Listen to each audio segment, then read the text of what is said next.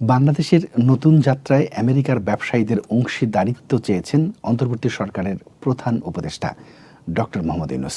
তিনি বলেন, তার সরকারের নেওয়া বহুমুখী সংস্কারের মাধ্যমে বাংলাদেশের ব্যবসার পরিবেশ উন্নত করতে দৃঢ় প্রতিজ্ঞ তারা। নিউ ইয়র্কে একটি হোটেলে ব্যবসায়ীদের সঙ্গে এক বৈঠকে ডক্টর ইউনূস এসব কথা বলেন। এ সময় উপস্থিত ব্যবসায়ীদের উদ্দেশ্যে তিনি বলেন, বাংলাদেশের বিনিয়োগ পরিবেশ কিভাবে আরও উন্নত করা যায় সে বিষয়ে মার্কিন ব্যবসায়ীদের পরামর্শ চান তিনি। এই নতুন যাত্রায় তাদের অংশীদারিত্ব চান। এ সময় ডক্টর ইউনূস বলেন, বাংলাদেশ শুধু ১৭ কোটি মানুষের বাজার নয়, এটি দ্রুত বিশ্বের শীর্ষ 10টি ভোক্তা বাজারের একটি হিসেবে বিকশিত হচ্ছে। এছাড়াও বাংলাদেশ কৌশলগতভাবে দক্ষিণ ও পূর্ব এশিয়া এবং চীনের ৩০০ কোটি মানুষের বাজার ধরার সম্ভাবনাময় জায়গায় রয়েছে। নিউ ইয়র্ক সফররত প্রধান উপদেষ্টা বলেন, কোনো দেশই সমস্যামুক্ত নয়, বাংলাদেশও সমস্যামুক্ত নয়।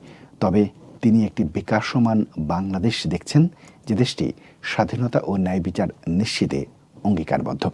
ডক্টর ইউনূস ব্যবসায়ী নেতাদের বলেন, যুক্তরাষ্ট্র দীর্ঘদিন ধরে বাংলাদেশের জন্য একটি গুরুত্বপূর্ণ অর্থনৈতিক ও উন্নয়ন সহযোগী। ডক্টর ইউনূসের মতে, বাংলাদেশে যুক্তরাষ্ট্রের বেশিরভাগ বিনিয়োগই হচ্ছে জ্বালানির মতো ঝুঁকিহীন কিংবা কম ঝুঁকিপূর্ণ খাতে।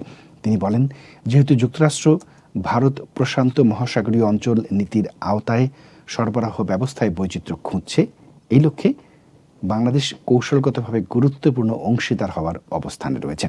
অধ্যাপক ইউনূস আরও বলেন, বাংলাদেশে ব্যবসার পাশাপাশি যুক্তরাষ্ট্রের ব্যবসার বিকাশে সহায়তার জন্য সব কিছু করবেন যেন তারা সরবরাহ ব্যবস্থায় বৈচিত্র্য আনতে পারে।